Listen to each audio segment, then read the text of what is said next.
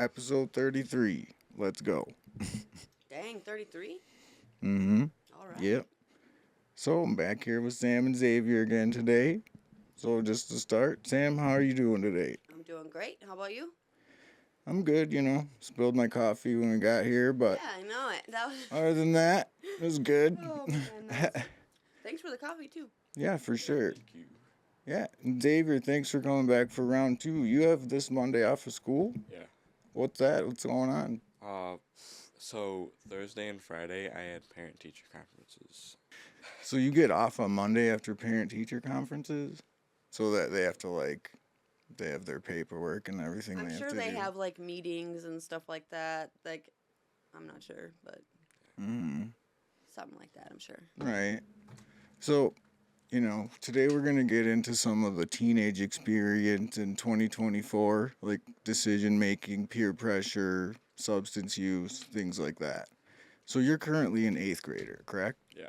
You're finishing 8th grade right now, going into freshman year? Yeah. Cool. So Sam, what kind of fears do you think about with him going into freshman year next year?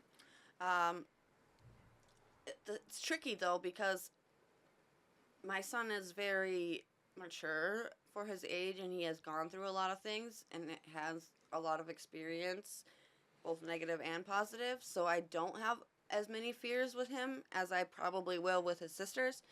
But there's always going to be that fear that he or any of my children are going to follow the path that I did and, start hanging out with the wrong people,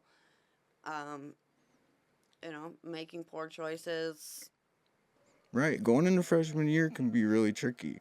I can remember finishing 8th grade. I actually left town for that summer. I went to Ohio. So, Xavier, how do you feel about going into your freshman year? Have you looked forward to it at all yet, or are you still just finishing off 8th grade? I'm mostly on 8th grade right now, but it's kind of nerve-wracking. Not necessarily nerve-wracking, but I get nervous about it sometimes. Really? Because it's... I think everybody does. Yeah. I mean, right. Especially because, you're going to such a bigger school, too. It's not like us who grew up in a small town that we just went to the other end of the hallway. He's going to a whole new school that's 2.5 other schools go to, or there's going to be 3 times the amount of kids. That's crazy. And that means that you're going to have all sorts of people that you don't know yet at all, different, personalities. Mm-hmm. And there's going to be some really bad ones in there, too, that are going to try to influence you to do negative stuff. That is crazy, because, we, from 8th grade hallway to high school was, 50 feet. Yeah, literally. and because we were in the school, we knew a lot of the high schoolers when we got into high school. Right. We weren't a lot of them weren't really that new. Right. And it was such a small town too. Everybody knew everybody, and basically the peers that are a couple years older than you, as everybody you go to school with, brother or sister. Right. So. That's where if you're with wrestling, if you stay focused on something like that and use that as a positive thing going forward, that's a way to keep a good positive influence around you. Right. Because there's bound to be more people that can teach you stuff going to a bigger school. Well, here's my thing. This is what helps me be more content with him. Xavier, why aren't you going to play baseball this year? I don't know. Because he's going to... Well... him and his friends wanted to start a Bible study. So, I mean, that'd be awesome. He's really pushing himself to focus on positive things. Where, yeah. That's at incredible. His age, I wasn't. I was not. Not yeah. at all thinking about any of that stuff. You could even turn it into something like this, man. Do it in a podcast format or something and discuss it. People like that kind of stuff a lot. Mm-hmm. Especially when it comes to the word of Jesus and everything. And if you're really into that, I've been wanting to learn more myself. I've been learning different scriptures and things too, but, I don't know it good enough to really discuss it. Mm-hmm. But I have been reading some more lately than I never really have before. Yeah.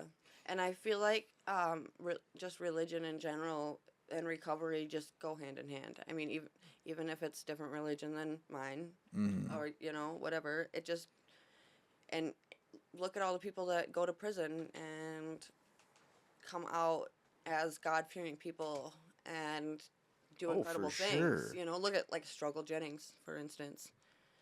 Have you ever had a good friend that went to jail or prison and then came out and was all about like religion and stuff for a few months after that, but then Yes. it kind of faded out? Yep. Yeah, Mm-hmm. I've had Quite a that few. happen a couple times with people. They're just all about it when they get out. Like, this is the answer to everything. Yeah, but but within a few months, it's that's really, that and working out is really like all you got in there as a Right. positive. So like our prison system is screwed up. We need to be teaching these people how to become better citizens than instead of just locking them in a box like a fucking animal. Oh, I totally agree with you. So I think if you are wanting to do something like that, that's really awesome. That's what you're thinking about. Yeah, me too.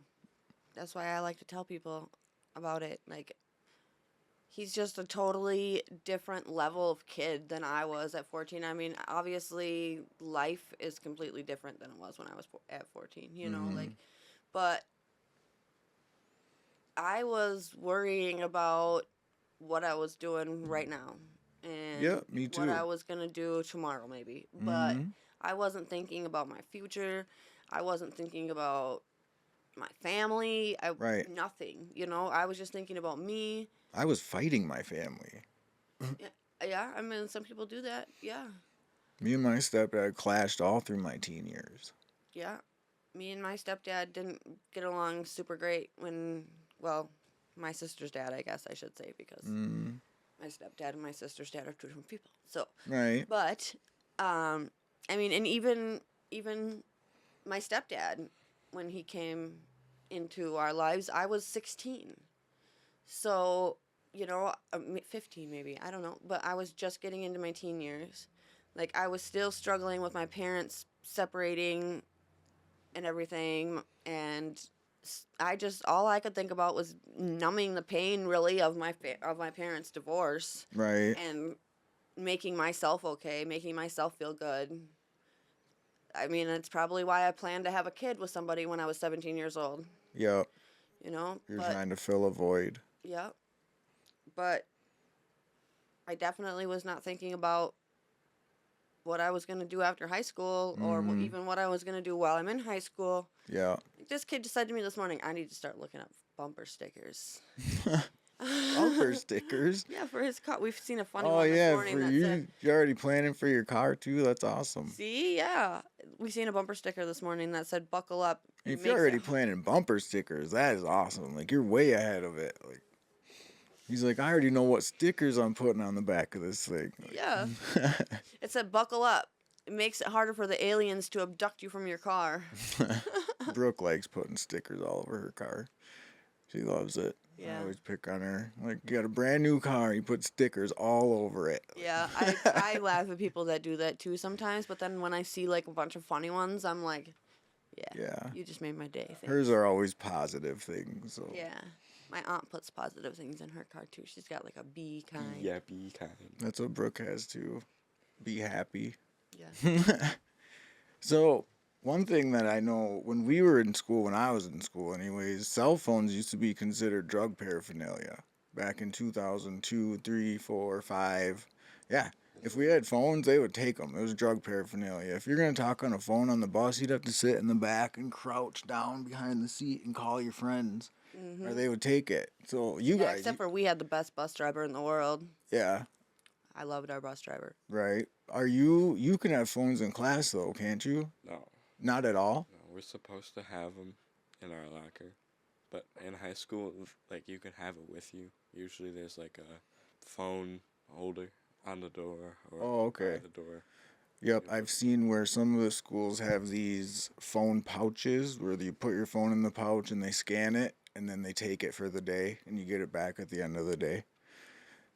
But so when you go in the classroom, they do that in each class, like some of the classrooms. Yeah, some of the classrooms. So I think it's a good idea. Yeah. That's a very good idea. Well, it's one way of controlling being on your phone during class. I mean, Right. we used to pass notes, and we would have to wait in between classes. So why shouldn't you guys have to wait in between classes? Yeah, why shouldn't you guys be writing hand notes? I used to save those. Yeah. It's no different than having a bunch of your texts. Do you delete all your texts? I mean, I guess it's kind of the same thing. You're just saving your conversations. Yeah. Right. But, well, like, they don't... It's... When you're saving notes, though, it's, like, going out of your way to do it. Well, if you have a box, you just toss them in the box. Well, yeah. I ended up burning all mine after I got out of school, but sometimes I don't know it's whatever fun to happened go to back. mine. My mom probably threw mine all away, but you guys don't get to learn how to make the freaking footballs and flick them around the room I and know how to make a table football. well, still not all the kids do. And we used to have to figure out new ways to fold them and make them fucking cool. Right. You guys aren't gonna ever have that creativity. I seen something yesterday on Facebook that kids don't play. Kids Yeah. are like it's becoming earlier and earlier. As much as 9 years old, as parents are reporting that their kids don't play. That's crazy. That's so crazy to me. Like, shit. Like, I was what do you still, mean they don't play? Like, they sit and watch TV? They just sit and play video games? Like, they what just is don't the... get into their creativity. Like, they don't play like, they don't like play house. They don't Right. like play dollhouse. So they're They not don't being be imaginative at all. superheroes. Right. They're not using their imagination. They're just what's in front of them. Yep. Or, like their schoolwork and then basically nothing, Mhm. That's Well, at least they're doing their schoolwork.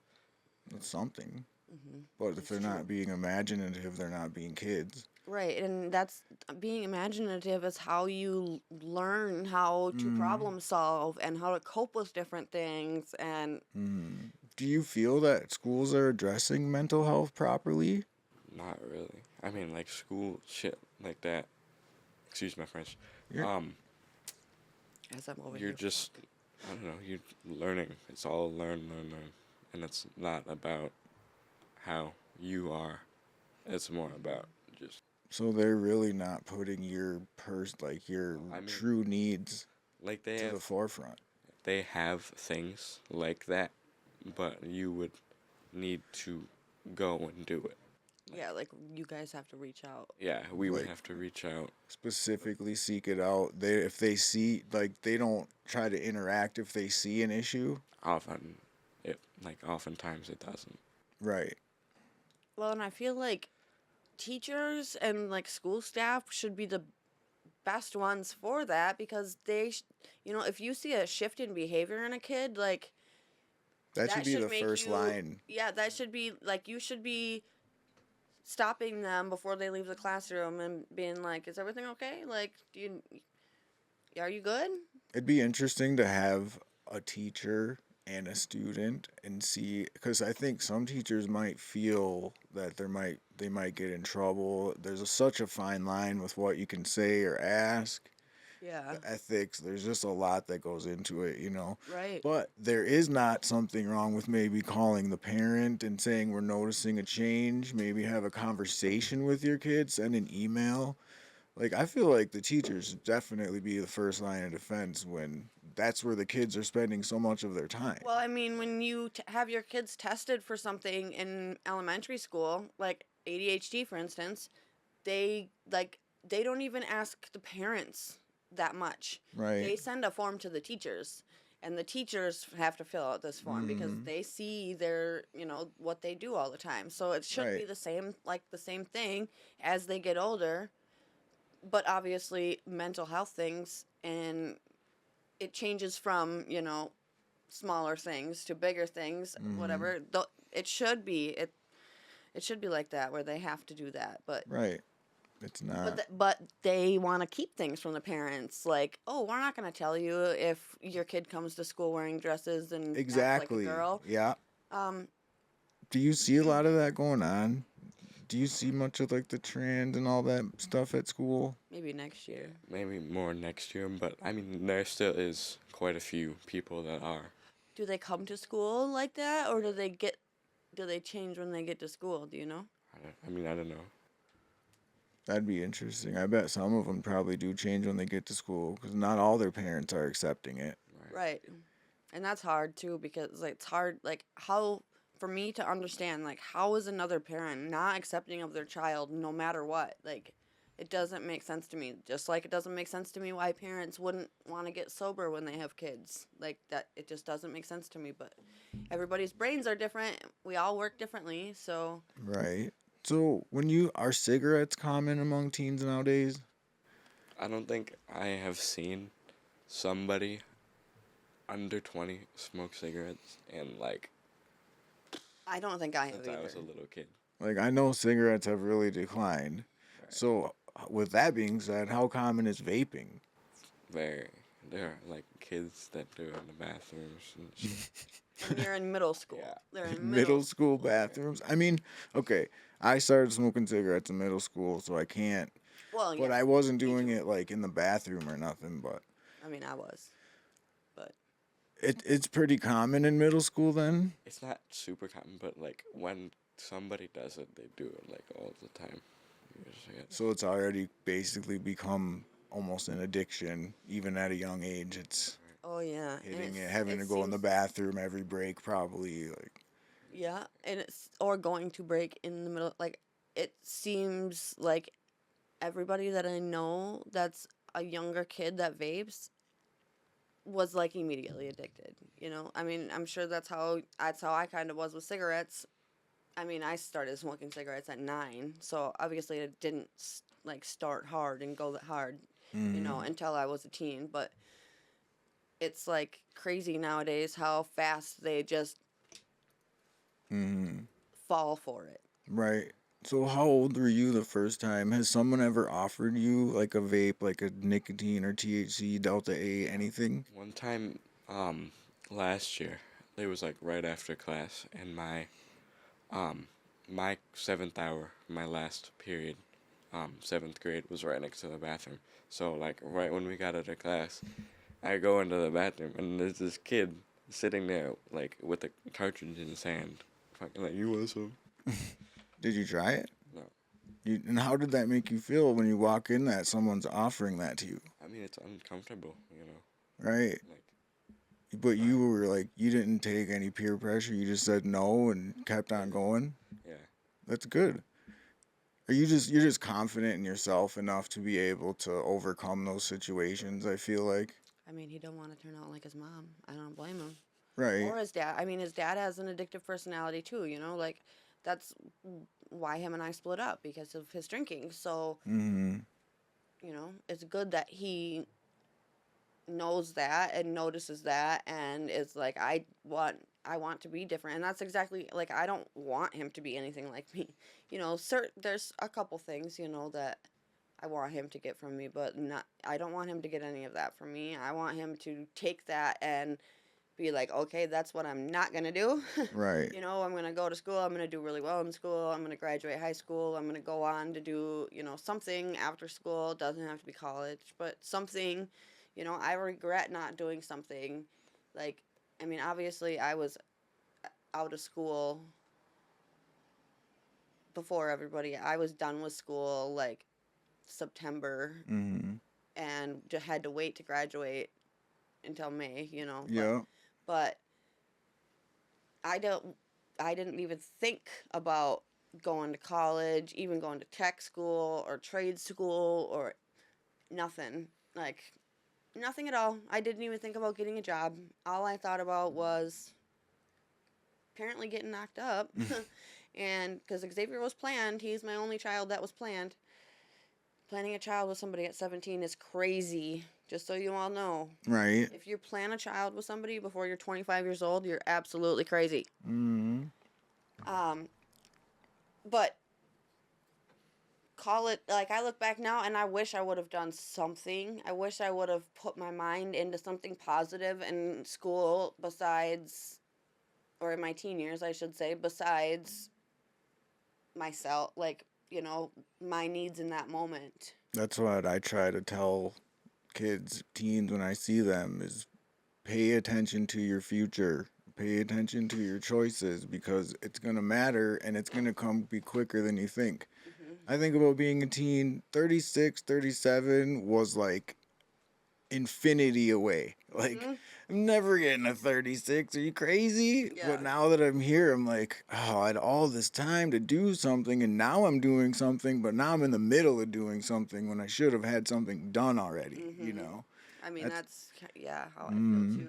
Right. Especially because, like, my youngest just turned 4, and, like, I did drugs from the time I had my first one until, the last one. Yeah. And have you looked forward at all, like, to college or anything, or you're just still just getting into high school? But it's hard to think about that. Right. Especially because that's, like you said, it seems like it's forever away. Right. You still have 4 years. You still have your whole high school ahead of you. And life can change so crazy, so drastically in 4 years. Like, who knows? We could have flying cars by then. Well, and if you stay focused and get bigger in wrestling, I mean, that could take you places too. I mean, really. Even though I hate him wrestling, I hope he does. But when he's really winning, good it won't matter. Yeah, when he's winning, it won't matter. I won't want to beat the other kids up, but... So, has anyone ever offered you, like, anything harder than just a vape or anything? No. No Like opioids or anything crazy? Right, that is awesome. Yep. Yeah. Do you feel like if somebody did, you would be able to navigate that peer pressure? I mean, I'd like to think so. I think so, yeah. Knowing what you know and the things you've seen. Like, how do you feel about it right now? How would you feel if you seen somebody using an opioid? I'd try to help them. Like, try to get somebody to, like, talk to them. Because seeing somebody, like my mom go down that path is rough. Right. And seeing somebody else go through that is just as rough. Right. Have you ever shared any of the experiences that you know of Sam or any of the other addiction experiences with anybody to try to help people understand? I don't think so. I don't think I'm at that point where people are, like, trying that stuff. Yeah. I mean, there are, like, a few people, but you're not, like, hanging out with them. They're not part of your group or anything. So you're not close to it right now. yeah. But you're about to be going into high school where it could be more prevalent in something where you're going to have to make a choice. Yeah. And you feel strong enough to get through that? Yeah. That's awesome. That's good. Yeah, I feel confident for him, too. Like, he's excelled at everything he's done since he was a kid, since he was very little. And have you noticed, like, a specific type of person that uses, or is it just anyone? I think it's, like, where, like, your environment.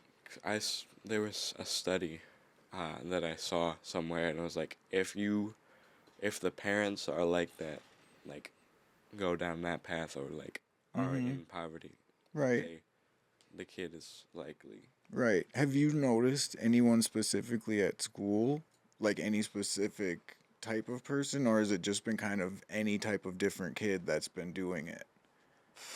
I don't know how to explain it. I feel like there is a pattern, but not, like, necessarily. Because there are kids, like, everybody hangs out with everybody. Right. Middle school is not, like, it is big, but it's not at the same time. Yep, I get it. There's all the little cliques and stuff, and you can mingle with this clique or that clique, and I get it. Crazy to me when I was done with high school to see how many people, like, to find out how many people actually did drugs and, like, mainly smoke weed, but, there were football players, cheerleaders, like, so many of them, and I didn't realize that in high school even. I mean, obviously, I was hardly ever there, so that's probably why, but... Some of the athletes were some of the biggest users when I was in school. Yeah, some of the people the parents with the most money, and, they were the ones that...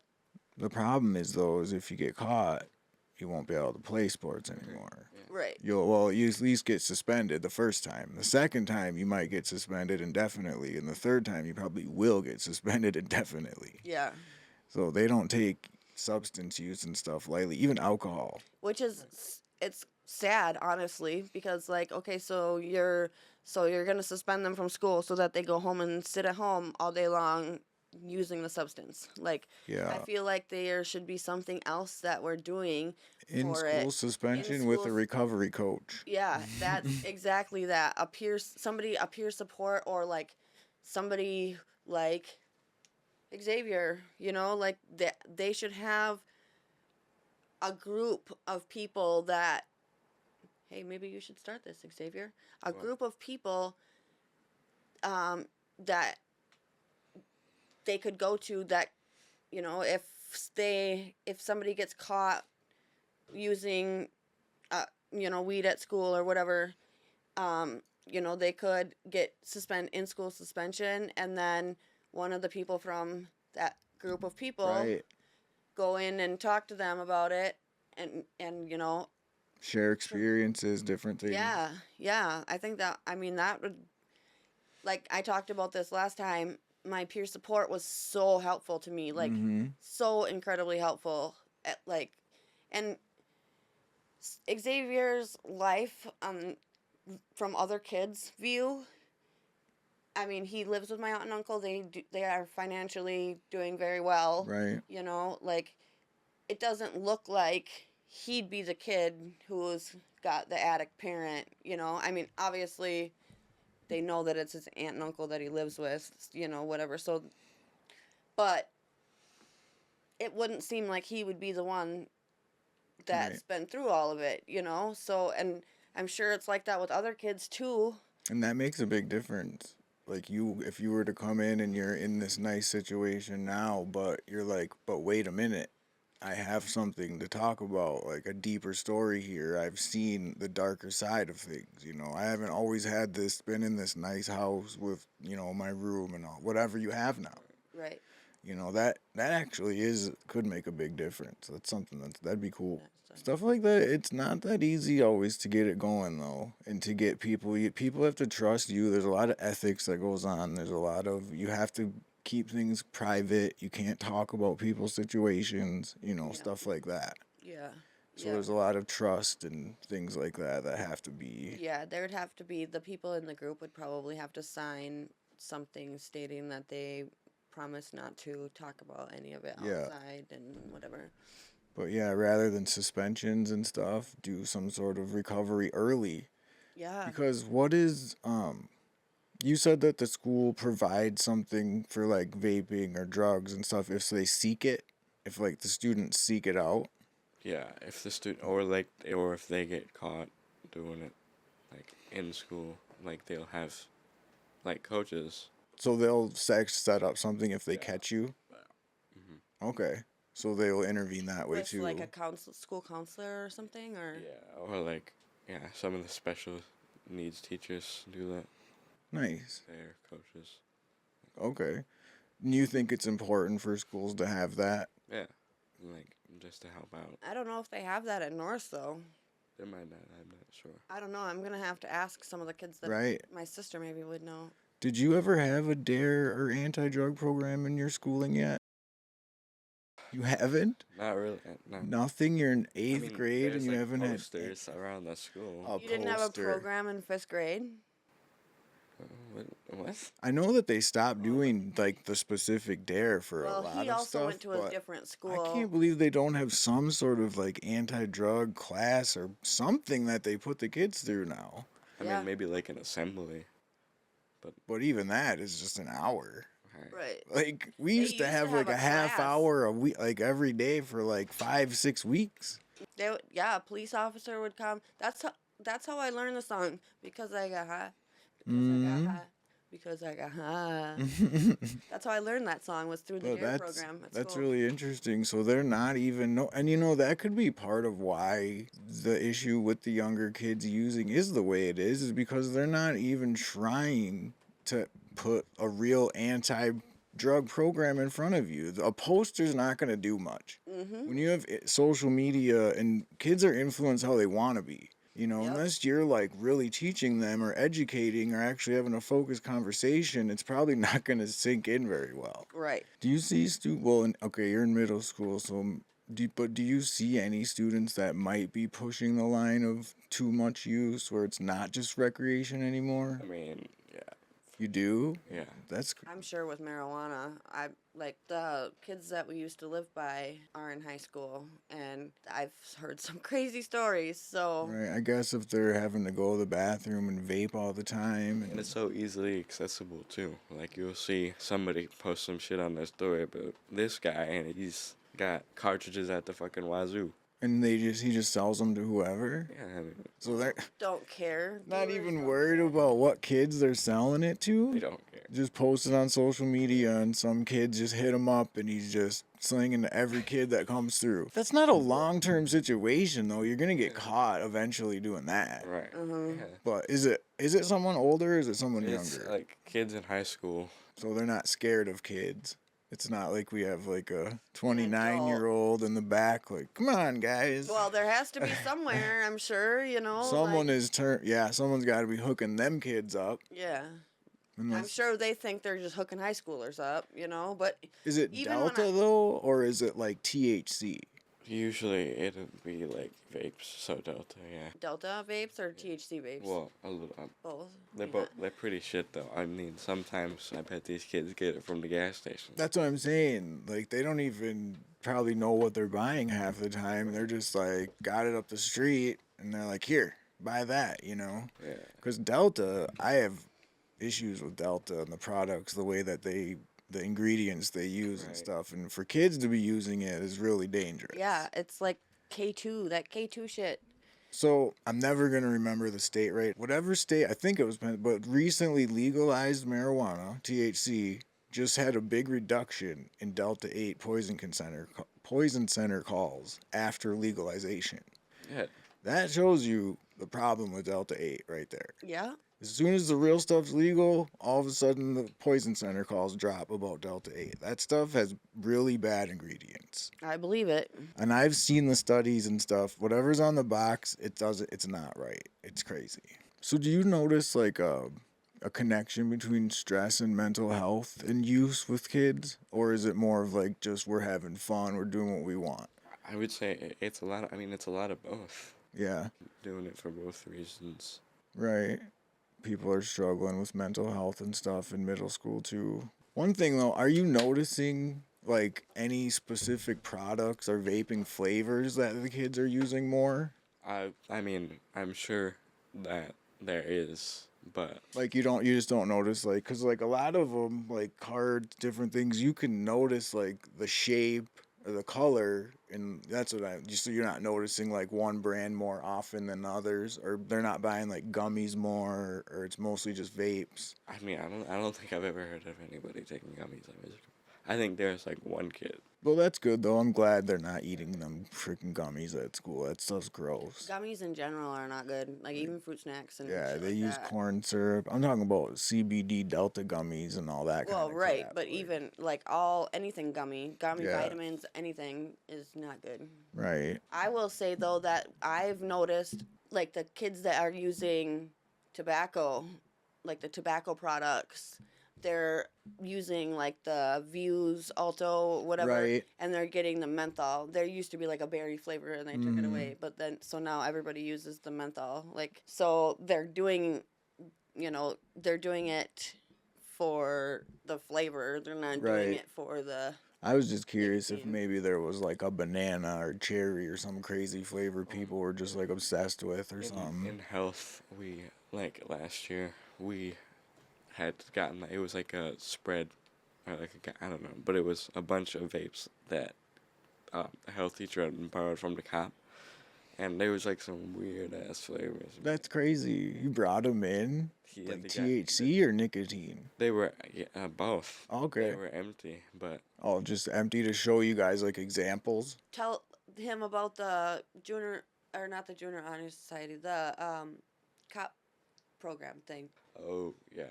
So, there's like a program, like it's during the summer. It's where you go down to the police station. It's like... JPA, that's what I was thinking. Yeah. It's, so you go down to the police station, and it's like a class, and you get to like learn what it's like to do, like you get to watch videos, and you get to use a taser.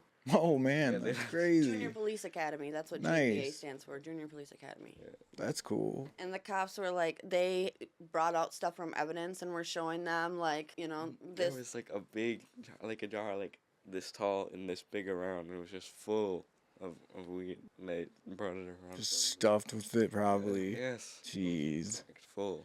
It's funny they do that, but it's good for you to understand and, you know, see what it is and just to know and have the knowledge. Yeah, I like that program. Mm. Like, cops haven't always been friends with me, but We can always- all the officers that have worked with him the last 2 years he's been in it have been awesome, and it's fun for them. You know, it's kind of cool to go hang out with the cops.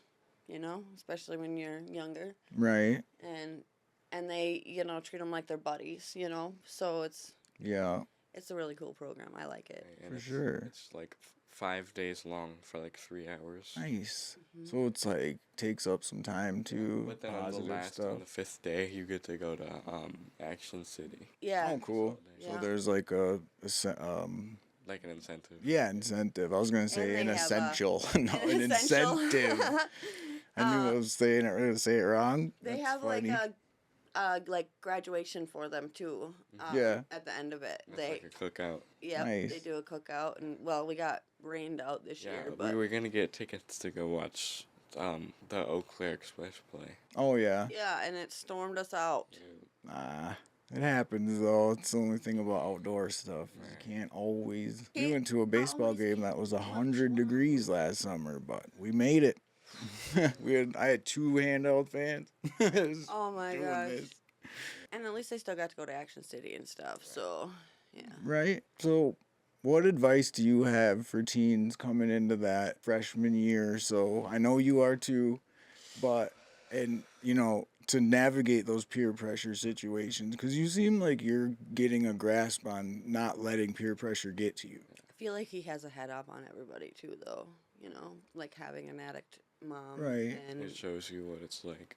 Yeah, for sure. but that's one reason why you should use your story. You know, use your words. Mm-hmm. You know, to help other people. That's exactly why I want to open a treatment facility. Is Right. To help people like me who, you know, I wish I would have had a program that I want to start when I was going through it, because I feel like it really would have been helpful for me. So Mm-hmm. I try to, if my story can help at least one person, I did something right. Just Yeah. to hear other people's experiences. Right. Yeah, for sure. So, is there anything that you do though to like navigate that situation? I wouldn't say no. Like just saying no. Just the willpower to know the experience in the back of your mind, Having the willpower of knowing and you know what's coming if you don't make the right choices. no way I can reach you. Right. And what about you? How do you feel about the current vape culture among teens and what it, you know, So scary. is there any advice you have to keep some control when when people start maybe acting out, or if your kids are using? You know, talk to your kids. You know, if you think that they're acting different, they are, and it's for a reason. And you know, you need to get to the bottom of it. You need to, not that you need to invade on your kids, but talk to them. Let them know that you're there to listen to them and to help them, not to hurt them, not to get mad at them. Like I try to tell my kids all the time, like, just tell me the truth and we can work through it. Right. But if you tell me a lie, then I'm really going to be upset. So just talking to your kids and explaining to them, like, what can happen, what will happen. Like, it's inevitable. If you start to go down that path, you're going to go down that path. And you're going to end, you know, if you don't have control, if you don't gain that control, you are going to go down that path. You're going to have all the problems. I'm too hot again. Just keep going. And, you know, you could die. There's a very good chance you could die if you get into addiction too hard. And even just I was addicted to heroin the minute I used it. Right. The minute I used it. So that's scary, even with vapes, even with nicotine vapes. Yeah. Like, it's so scary. Right. And then one other thing I wanted to ask you too was, what advice would you have if, say, for like parents or other people, like if Xavier had a friend over and you noticed the friend had an issue, but wasn't doing anything about it. Like Xavier's not. I'm not saying he does. I'm saying if you notice that a friend, somebody outside of your family, but nothing's being done about it. Like what would you say to do about it? I mean, I would honestly try to talk to the kid and try to get, I always ask Xavier, when I see other kids going through some shit to, try to just let them know that he's there for them. So, Right. Even if he can get them to trust in him, and then honestly, contacting CPS on somebody is Yeah. honestly not going to help. Not if it's an initial thing. If you can maybe talk to the kid or the parent and Yeah. solve it. Yeah, well, and it takes a lot for CPS to remove a kid, and then it also takes a lot to get your kids back. Right. So, I mean, and there's a lot of messed up stuff in the system. Everybody knows that. CPS is involved in all of that too. Try to let the kid know that even though you're not their parent or you're their friend's parent, that you're there to listen to them even if they just want to bitch to you about their day or Right. whatever it is, like that. I will be there for anybody. If anybody ever needs to talk about something or they just need to bitch at somebody or anything, like, call me. Right. I will listen. Right. And the biggest thing with that too is to make sure that you're doing something to move the kid forward though too. You don't want to become like a safe zone where the kid can use and keep coming Right. to you. Don't be an using, enabler. Right. Right. Perfect. Right. Yep. But you show them, like, especially someone like me, like I will use my experience and tell everybody. I actually have told his friends before that, like, I am a recovering drug addict, and I know what can happen. I know what will happen. Right. Like, please use my experiences and my story to save yours. For sure. That is really good advice. Thank you for that. Mm-hmm. So, Xavier, do you have any other advice you want to share or anything else you even want to add? I think that's good. Feel good about it? Awesome. Sam, what about you? Anything else today? You just kind of gave us a good rundown there. No, But if you have anything else. Yep. I'm on the TikTok, so if you need me, hit me up. Right. Yeah, for sure. And just remember being a teenager is not easy. Your hormones are all over the place. And a lot of the decisions you make as a teenager probably are going to impact a big part of your life, your near future, and maybe your further out future. Yes. And by adding substance, I feel like the substance, it can feel like you're an adult and you're growing up, but that's really a placebo. When I look back on as an adult now, at being a 13, 14-year-old cigarette smoker, marijuana smoker, doing the things you shouldn't, I realized that I was in an immature place. I wasn't dealing with my emotions. I wasn't dealing with things. And now as an adult, I had a hard time, and look what I ended up going through over it. So you really want to make sure to think your choices through, even at that young age. Teach yourself coping skills. Learn everything that you can on mental health. Seek assistance if you feel like you're not right, something's off, like it's been a few days and you still feel shitty, like, talk to someone, even if it is just a school counselor, or talk to your parent. Anything, get a counselor, talk to a peer, anything.